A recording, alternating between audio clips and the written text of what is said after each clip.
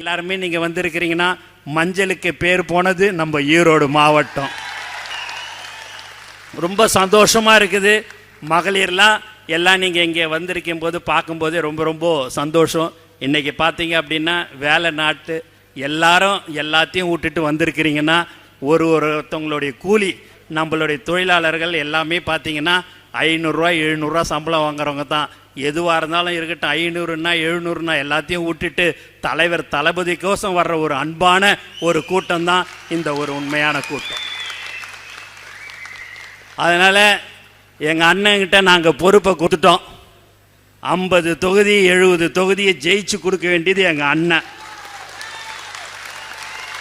நாங்கள் முழுமையாக ஏற்றுக்கணும். அதில் எந்த ஒரு இதுவும் இல்லை. யார் ஒன்றாலும் எது ஒன்றாலும் சொல்லட்டும், அப்படி இப்படின்னுட்டுன்னு எதுவும் கிடையாது. எங்கள் தலைவர் எங்களுக்கு சொல்லிவிட்டால் யாராக இருந்தாலும் சரி நாங்கள் அதை ஏற்றுக்கொள்வோம். அதுவும் எங்களுக்கு ஒரு தங்கமான ஒரு அண்ணன் அவர்கள் கிடைத்திருக்கிறார். நாங்கள் அவரை விட மாட்டோம்.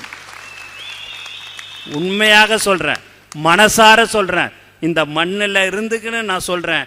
எங்கள் அண்ணன் KS அவர்கள் நாங்கள் முழுமையாக நாங்கள் ஏற்றுக்கொண்டோம். அவருடன் இருக்கிறவர்களையும் நாங்கள் ஏற்றுக்கொண்டோம். அதே போல் இங்கே இருக்கிற எங்களுடைய தமிழக வெற்றி கழக தோழர்களும் தாய்மார்களும் நிர்வாகிகளும் நாங்கள் ஏற்றுக்கொண்டோம் என்று மீண்டும் மீண்டும் நாங்கள் சொல்லிக்கொள்ள ஆசைப்படுகிறேன்.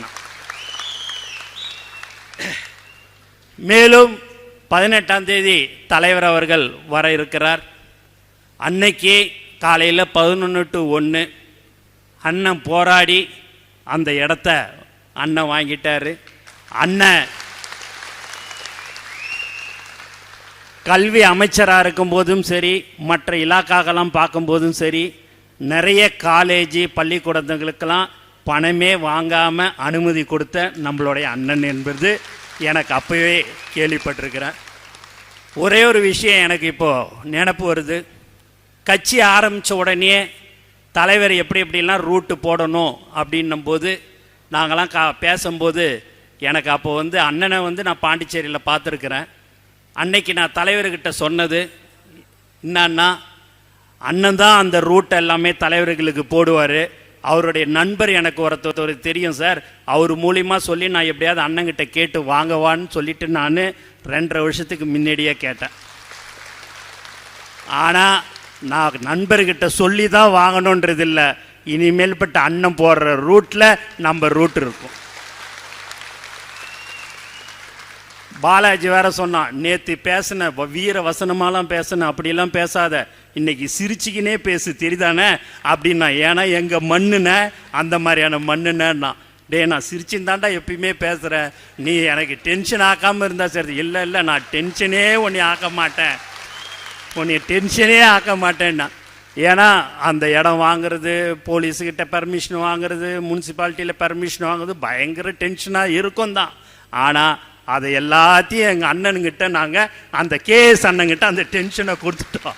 அவர் அதை சாதாரணமாக இவ்வளோ காலம் நம்ம ஒரு 9 தடவை சட்டமன்ற உறுப்பினராக இருக்கிறோம், பல தடவை மந்திரியாக இருந்திருக்கிறாரு. அவரை பார்த்தலாம் நான் சிலது கற்றுக்கினேன். எங்கள் அண்ணன், நம்ம அண்ணன் KS அண்ணன் அவர்கள் மற்றும் ஈரோடு மாநகர மாவட்ட செயலாளர், நண்பர், சகோதரர், உழைப்பாளி நம்முடைய பாலாஜ்,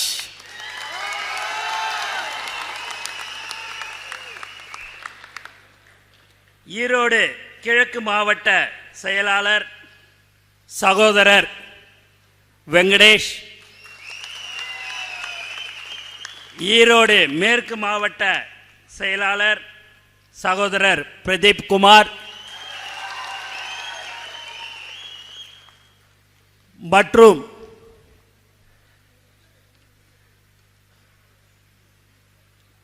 திருப்பூர் மாநகர மாவட்ட செயலாளர் பாலமுருகன்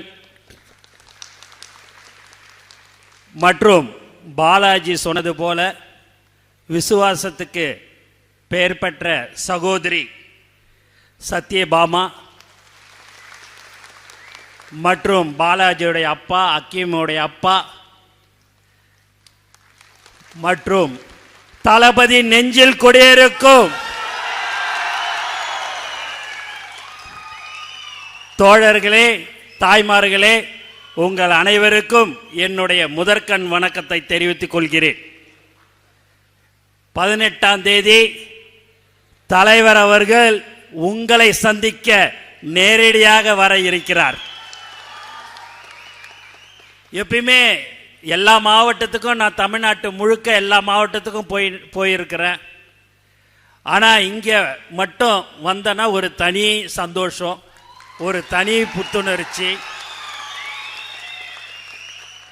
ஏன் அப்படின்னு சொன்னால், தலைவருடைய ரசிகர் மன்றம் முதல்ல ஆரம்பித்த மாவட்டம்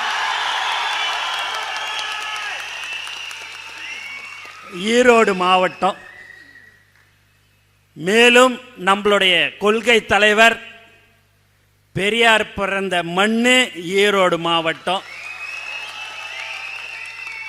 2 பெரும் தலைவர்களோடு இருந்துட்டு இன்னைக்கு 2024 கண்டிப்பாக தமிழக வெற்றி கழகத்தின் தலைவர் அவர்களை முதலமைச்சராக அமர வைப்பதற்கு நான் இருக்கிறேன் என்று இந்த மண்ணின் சொந்தக்காரர் அண்ணன் கேஎஸ் அவர்கள்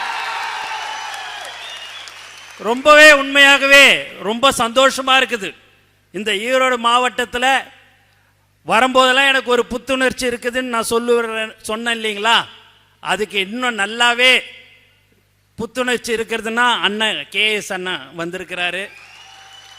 50 வருடமா அவருடைய அரசியல் பயணம். நானும் ஒரு சட்டமன்ற உறுப்பினராக இருக்கிறேன், ஒரு சின்ன ஊரில், ஒரு சின்ன தொகுதியில். நான் ஒரு 10 நாளைக்கு முன்னாடியே அந்த சட்டமன்ற உறுப்பினர் பதவியை நான் ராஜினாமா செய்யும் போது எனக்கு அப்பேற்பட்ட ஒரு கஷ்டம்.